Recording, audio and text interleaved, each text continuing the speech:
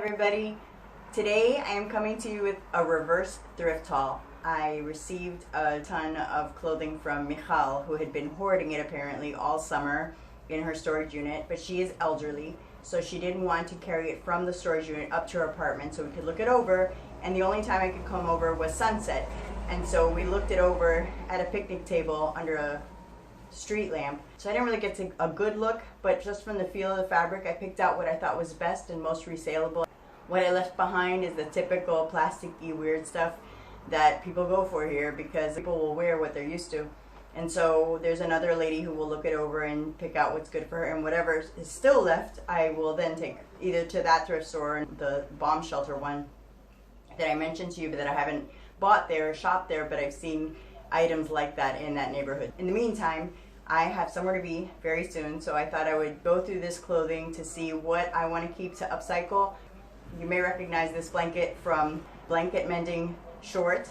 I popped it on here because I don't want the zippers or any of the trimmings on the clothing to scratch my sofa. And I am wearing a kimono style robe I made from fabric that I scored at the thrift store this summer, but it was too hot to wear until now, so I'm super happy and proud of it. I really wanted to copy the basic shape of a kimono. I once owned one a long time. I own actually a couple of them, and I just did not care for them the way they should have been. I machine wash everything.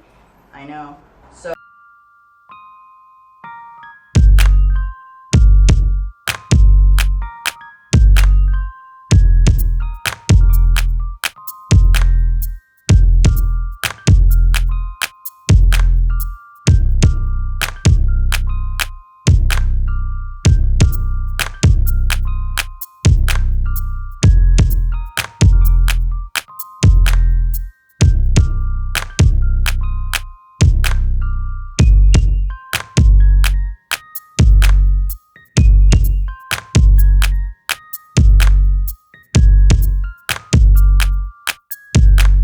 know what you thought of my picks in the comments below.